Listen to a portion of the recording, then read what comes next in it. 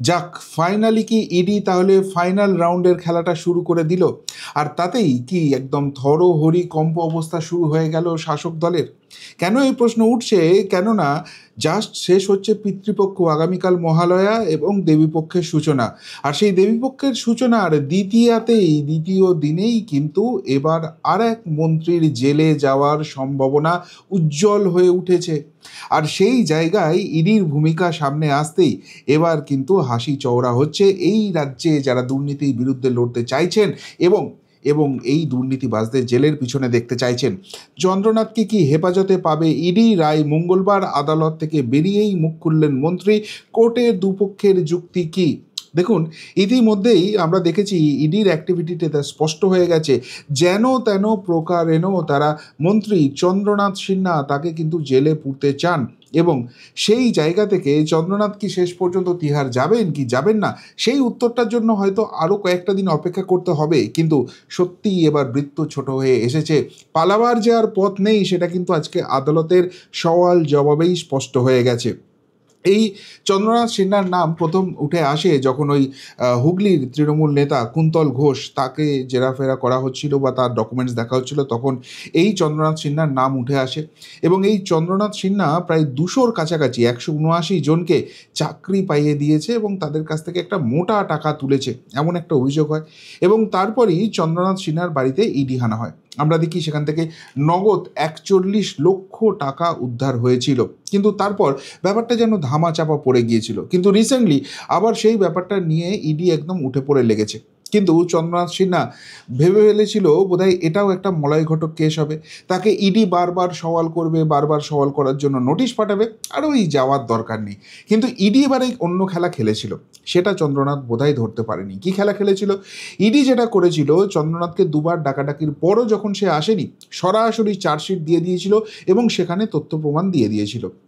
এবং সেখানেই কিন্তু ইডি ক্ষান্ত হয়নি। ইডি যেটা বারবার করছিল, তারা চন্দ্রনাথকে হেফাজতে নিতে চায়, তার যে আগাম জামিন আছে সেটাকে রিজেক্ট করাতে চায়, এই নিয়ে তারা সওয়াল করে যাচ্ছে। এবং সেইটা নিয়েই আজকেও একটা রাউন্ড হিয়ারিং ছিল। এবং তার আগে কিন্তু ইডি অনেকগুলো তথ্য প্রমাণ জোগাড় করে নিয়েছে, এক এক এক এক করে আসছি সেখান থেকে সেগুলোতে। এবং সেই প্রমাণগুলো যখনই সামনে রেখেছে, তখন ইডির ভূমিকা নিয়ে কিছু প্রশ্ন উঠলেও শেষ পর্যন্ত চন্দ্রনাথ কি পুজোটা এবার জেলের বাইরে থেকে দেখতে পাবে, নাকি তিহারের মাটিতে গিয়ে গড়াগড়ি দিতে হবে, সেই জায়গাটা, সেই প্রশ্নটা কিন্তু আজকে মহামান্য আদালতের সামনে উঠে গেল। এবং সেই রায়টা জানার জন্য আমাদের অপেক্ষা করতে হবে মঙ্গলবার পর্যন্ত, দ্বিতীয় দিন পর্যন্ত, সেদিনকেই কিন্তু স্পষ্ট হয়ে যাবে। কিন্তু আজকে কি হলো? কেন বলা হচ্ছে যে এতখানি চাপে পড়ে গেছেন চন্দ্রনাথ? তার দুটো দিন কিন্তু বিনিদ্র রজনী কাটার মতো সম্ভাবনা তৈরি হয়েছে। তার কারণ হচ্ছে, এই যে বোলপুরের বাড়ি থেকে 41 লক্ষ টাকা উদ্ধার হয়েছিল, সেটা চন্দ্রনাথকে জিজ্ঞেস করা হয়েছিল যে ভাই কোথা থেকে পেয়েছো এই টাকাটা, তার ডিটেলস দাও। তো সেই টাকাটার ডিটেলস কিন্তু চন্দ্রনাথ দিতে পারেনি। পরবর্তীকালে পার্শিয়ালি সে বলেছিল যে 19 লক্ষ টাকা সে এই 41 লক্ষের মধ্যে 19 লক্ষ টাকা সে এর হিসেব দিয়েছিল। কিন্তু সেই যে 19 লক্ষ টাকা দিয়েছে, বলছে তার দুটো জায়গা থেকে ইনকাম হয়েছে। নাম্বার 1, প্রমোটারের বিজনেস নাকি করে রাজ্যের মন্ত্রী। এবং 2 নম্বর হচ্ছে কৃষিকাজ, তিনি কৃষক, সেই কৃষি কাজ থেকে এই টাকাটা উল্লেখ হয়েছে। তাহলে বাকি টাকাটা কোথা থেকে এলো? Point number 1। পয়েন্ট নাম্বার 2, এই যে 19 লাখ টাকা বলছে প্রমোটারি করেছে এবং কৃষি কাজ থেকে সে আয় করেছে, তাহলে তারও তো প্রুফ দিতে হবে। সেই প্রুফটাও কিন্তু দিতে পারছে না, শুধুমাত্র মুখের কথা আমি এই জায়গা থেকে করেছি। এবার ইডি এখানেই থেমে থাকেনি। ইডি যেটা করেছে, বীরভূমের যে কৃষি অফিস আছে সেইখানে চলে গেছে এবং সেখান থেকে বিভিন্ন রকম নথি তথ্য তারা সংগ্রহ করে তারা বোঝার চেষ্টা করেছে যে সত্যিই যেটা চন্দ্রনাথ বলছে কৃষিকাজ থেকে, সেইখান থেকেই সে করেছে নাকি এটা ঢপ মারছে। এর পাশাপাশি আরও বেশ কিছু গুরুত্বপূর্ণ তথ্য আজকে ইডি প্রডিউস করেছে, যেটা থেকেই মনে হচ্ছে চন্দ্রনাথের বাঁচাটা কিন্তু একদম নামুমকিন হয়ে যাচ্ছে। নাম্বার 1, আপনাদের মনে থাকবে আয়কর দপ্তর মাঝখানে একটা সার্কুলার দিয়েছিল যে যাদের অবৈধ সম্পত্তি আছে এবং তারা এতদিন অবধি ইনকাম ট্যাক্স ডিপার্টমেন্টকে সেটা দেখায়নি, তারা একটা কাজ করতে পারে। ইনকাম ট্যাক্স ডিপার্টমেন্ট সেটার মধ্যে আর মাথা গলাবে না যদি তারা 45% একটা ট্যাক্স দেয়, এটার জন্য পেনাল্টি দেয় এবং সেই জায়গাটা ইনকাম ট্যাক্সকে দিয়ে দিলে তারা সেই জায়গাটা ফ্রি করে দেবে। এখন যখনই এই ঘোষণাটা হয়েছিল, এই চন্দ্রনাথ 2 কোটি টাকার জন্য অবৈধ সম্পত্তি দেখিয়েছিল যে আমি 2 কোটি টাকা সম্পত্তি করেছি, যেটা আমার ইনকাম ট্যাক্স ডিপার্টমেন্টকে আমার জানানো হয়নি। ভাবুন কি উচ্চ মানের মানুষ, মাটি মানুষ সরকারের প্রতিনিধি, তার মন্ত্রী বলছে 2 কোটি টাকা আমি অবৈধ উপায়ে রোজগার করেছি সেই টাকাটা আমি ইনকাম ট্যাক্সকে দেখাইনি, প্রথম তো এটা গেল। এবার তার জন্য 90 লাখ টাকা পেনাল্টি হয়, 45%, মানে 1 কোটি টাকার জন্য 45 লাখ টাকা হয়, 90 লাখ টাকা পেনাল্টি হয়েছে চন্দ্রনাথ সিনহার। তো চন্দ্রনাথ কি করেছে, এই 90 লাখ টাকা ক্যাশ টাকা নিয়ে এসে তার ব্যাংক অ্যাকাউন্টে জমা দিয়ে দিয়েছে, আর তারপর সেটা ইনকাম ট্যাক্স ডিপার্টমেন্টকে দিয়েছে। এখন প্রশ্ন হচ্ছে, এই যে 90 লাখ টাকা তুমি পেলে, এই 90 লাখ টাকাটা কোথা থেকে পেলে স্যার, সেটা একটু বলো। সেটা আর বলতে পারছে না। আর ইডি বলছে এই টাকাটাই এসেছে আলটিমেটলি ওই চাকরি চুরির টাকা থেকে। ভেবেছে যে চাকরি চুরির টাকা থেকে তো অনেক টাকা আসছে, ওখান থেকে ঠিক আছে কিছু দিয়ে দেবো ইনকাম ট্যাক্স ডিপার্টমেন্টকে, বাকি আমার কালো জিনিস সাদা হয়ে যাবে। এর পাশাপাশি 3 নম্বর যে জায়গাটায় চন্দ্রনাথ ফেঁসেছে এবং মারাত্মকভাবে ফেঁসেছে, সেটা হচ্ছে চন্দ্রনাথের স্ত্রী এবং তার 2 পুত্র, তিনজনের অ্যাকাউন্টেই বিপুল পরিমাণ টাকা পাওয়া যাচ্ছে, কিন্তু সেই টাকাগুলোর সোর্স কি, কোথা থেকে তারা সেই টাকা ইনকাম করেছে, না সেটা কোনো রকম কিছু বলতে পারছে না। ফলে এই ত্রহস্পর্শে কিন্তু ক্রমশ ঘিরছে। এবং সবথেকে বড় কথা যেটা ইডি এখানে অভিযোগ নিয়ে চলে এসছে, এই যে চাকরি প্রার্থীরা ছিল তাদের কাছ থেকে 8 লক্ষ টাকা করে নেওয়া হয়েছে পার ক্যান্ডিডেট, এবং 179 জন ক্যান্ডিডেট ছিল। ফলে সব মিলিয়ে প্রায় 12,70,00,000, 13 কোটি টাকার কাছাকাছি এই চন্দ্রনাথ চুরি করেছে। সেই প্রমাণটা ইডি দিয়ে দিয়েছে। এইবার চন্দ্রনাথ যেটা করেছিল, যে এই যে টাকাগুলো এসেছে, যখনই ইডি তাকে ক্রস কোয়েশ্চেন করছে বা এগুলো থেকে জানার চেষ্টা করছে, বারবার তো বলেছে আমি রাজনৈতিকভাবে ব্যস্ত আছি, আমি মন্ত্রী, আমার অনেক কাজ আছে, আসতে চাই না, এসব অনেক কিছু করেছে। কিন্তু তারপরে যেটা মূল জায়গা ছিল সেটা হচ্ছে কৃষি থেকে তার আয় হয়েছে। কিন্তু এখনও পর্যন্ত কৃষি থেকে তার যেই কোটি কোটি টাকা ইনকাম হয়, এই কোটি কোটি টাকা ইনকামের কোনো ভ্যালিড নথি নাকি চন্দ্রনাথ দেখাতে পারেনি। এবং তার থেকেও বড় কথা, এই চন্দ্রনাথ যখনই কৃষির কথা বলেছে, যেটা বারবারই বলছিলাম, বীরভূমের নলহাটিতে কিন্তু চলে গেছে ইডি অফিসাররা, এবং সেখান থেকে যে তথ্য প্রমাণ সংগ্রহ করেছে সেটা এখন অফিসিয়ালি ডিসক্লোজ করেনি ইডি, কিন্তু যেটুকুনি শোনা যাচ্ছে বিভিন্ন সূত্র থেকে, সেখানে মারাত্মক তথ্য এসছে যে চন্দ্রনাথের দাবির সাপোর্টে কোনো কিছু বেরিয়ে আসেনি। চন্দ্রনাথ যে সেখানেও মিথ্যে কথা বলছে, মিথ্যাচার করছে এবং পুরোটাই দুর্নীতি, পুরোটাই ঘোটালা জিনিসের মধ্যে রয়েছে, সেই জায়গাটা কিন্তু স্পষ্ট হয়ে যাচ্ছে। কিন্তু এত কিছু হয়ে যাওয়ার পরও কেন আজকে মহামান্য বিচারপতি এই চন্দ্রনাথের জামিন খারিজ করলো না এবং ইডির হাতে তুলে দিল না, যেটা ইডি চাইছে যে আমি হেফাজতে নিয়ে জেরা করতে চাই? তার কারণ হচ্ছে ইডির গাফিলতিটা নিয়েও প্রশ্ন উঠে গেছে। পরিষ্কারভাবে জানতে চাইছে বিচারপতি যখন, যে এত তথ্য পাওয়ার পরও 11 মাস সময় কিসের জন্য লাগলো। তখন ইডি কিন্তু অনেকগুলো যুক্তি সাজিয়েছে। ইডি বলছে যে আমাদের বিভিন্ন অন্য মামলার চার্জ গঠন করতে হচ্ছিল, যেমন পার্থ চট্টোপাধ্যায়ের বিরুদ্ধে চাকরি চুরির যে দুর্নীতি রয়েছে সেখানে চার্জ গঠন করতে হয়েছিল, সেখানে আমাদের কিছুটা সময় লেগেছে। প্লাস এই যে চন্দ্রনাথ সিনহা তদন্ত অসহযোগিতা করেছে, এর যে মোবাইল উদ্ধার হয়েছিল তার লক খোলা, সেটার জন্য অনেক সময় লাগিয়েছে। একে বারবার জেরার জন্য ডাকা হয়েছে, আসেনি। তার ফলে এই যে সোর্সগুলো রয়েছে এগুলোকে আমাদেরকে অন্য সোর্স থেকে গিয়ে ভেরিফাই করতে হচ্ছে যে এগুলো সত্যি সত্যি এর টাকাগুলো ইনকাম করেছে, নাকি এর মধ্যে 2 নম্বরই কোনো ব্যাপার রয়েছে। ফলে এই সব মিলিয়ে আমাদের সময় লেগেছে এবং এইখানেই আমাদের 11টা মাস চলে গেছে। যখন আমরা ফাইনালি সমস্ত কিছু পেয়েছি, সেই জায়গা থেকে আমরা চার্জশিট জমা দিয়েছি এবং সেই জন্যই আমরা একে হেফাজতে চাইছি।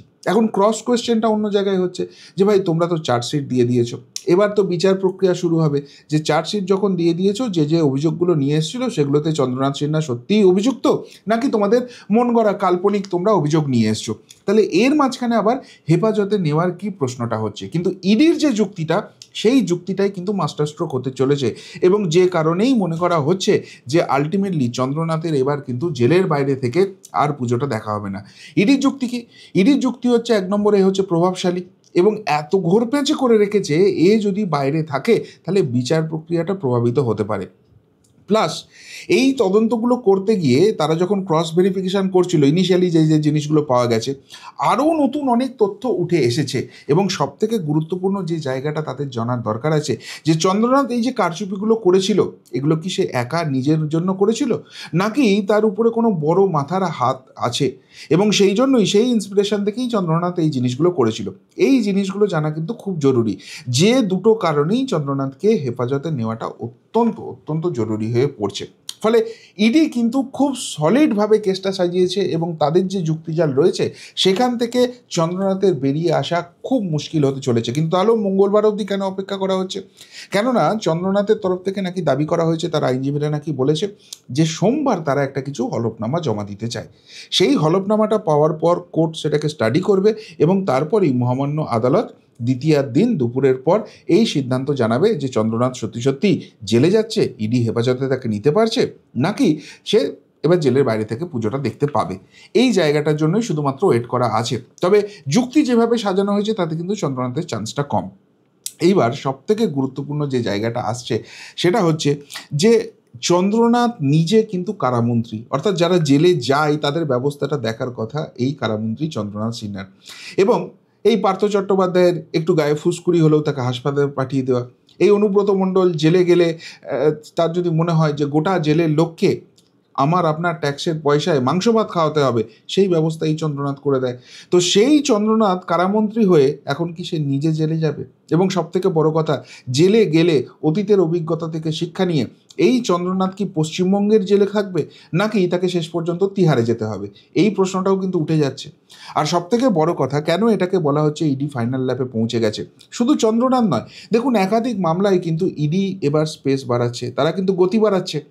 আপনাদের মনে থাকবে রেশন মামলা, রেশন দুর্নীতির যে মামলা আছে, আর একজন মন্ত্রী, এখন আর মন্ত্রী নেই, জ্যোতিপ্রিয় মল্লিক, তার যে জামিন সেটাকে খারিজ করার জন্যও কিন্তু ইডি উঠে পেরে লেগেছে। অর্থাৎ প্রত্যেকটা কেস যদি দেখা যায় এবার কিন্তু ক্রমশ গতি বাড়ছে। আর সেই জায়গা থেকেই প্রশ্ন হচ্ছে, তাহলে কি এবার সত্যি সত্যি ফাইনাল ল্যাপের খেলাটা শুরু হলো? শুধুমাত্র চন্দ্রনাথ নয়, শুধুমাত্র পার্থ নয়, শুধুমাত্র জ্যোতিপ্রিয় নয়, এরকম যতগুলো মাল আছে যেগুলো দু হাতে দুর্নীতি করেছে এবং দিদিমণি চোখ বন্ধ করেছিল, এরা তো সব আশপাশেই গুড়গুড় করে। ভাবুন একবার, রাজ্যের মন্ত্রী, কেউ সাধারণ মানুষ নয়, এরা খোদ মুখ্যমন্ত্রীর আশেপাশে ঘোরাঘুরি করে, এরা যদি এত চুরি দু নম্বরই করতে পারে এবং সেটা রাজ্য সরকার কিছু জানে না, রাজ্যের আইবি কিছু জানে না, রাজ্যের পুলিশ কিছু জানে না, কেউ কিচ্ছু জানে না, এরা মনের সুখে দুর্নীতি করে যায়, কি করে হওয়া সম্ভব সেটা? আর এখানেই মনে করা হচ্ছে তাহলে বড় মাথার খেল আছে। সেই জন্যই সব জেনেও একদম বড় মাথা যারা রাজনীতি তাদেরকেও চুপ করে থাকতে হয়। আর সেই জন্যই চন্দ্রনাথদের হেফাজতে নিয়ে সেই বড় মাথার সন্ধানটা শুরু হচ্ছে। বারবার বলছিলাম না, মিশন ভাইপো কিন্তু শুরু হয়ে গেছে। আর এইসব দালালগুলো যারা একদম ওই মধ্যপন্থা নিয়েছিল, যারা টাকাটা তুলতো নিজেরা ভাগ রেখে উপরের কাছে পাঠাতো, সেই জায়গাগুলোতে যখনই ইডি প্রেসারটা বাড়াচ্ছে, চাপটা বাড়াচ্ছে, তখনই মনে করা হচ্ছে না, এবার আরও উপরি মহল অবধি যাওয়াটা বোধহয় শুরু হয়েছে। যাই হোক, সব মিলিয়ে ইডি কিন্তু ঘিরছে এবং চাপ কিন্তু বাড়ছে। মঙ্গলবার দিন মোটামুটি বোঝা যাবে কি হতে চলেছে, বাট ইডির যুক্তিজাল কনফিডেন্স কিন্তু দিচ্ছে। আপনাদের কি মনে হয়, সত্যিই এবার ইডি পারবে, সাকসেসফুল হবে? বাংলায় কিন্তু ইডি সিবিআই নিয়ে অনেক অভিযোগ রয়েছে, নাকি এবার খোলস ছেড়ে বেরোচ্ছে, গ্রিন সিগন্যালটা পেয়ে গেছে এবং সেই জন্য চন্দ্রনাথদের মতো লোকেদের এবার দুঃস্বপ্নের দিন শুরু হলো? কি মনে হচ্ছে? উত্তরটা অবশ্যই কিন্তু কমেন্ট বক্সে কমেন্ট করে জানাবেন। এখনকার মতো এখানেই শেষ করলাম, ফেরত আসছি নতুন প্রতিবেদন নিয়ে খুব তাড়াতাড়ি। ভালো থাকবেন, সাথে থাকবেন, পাশে থাকবেন। নমস্কার।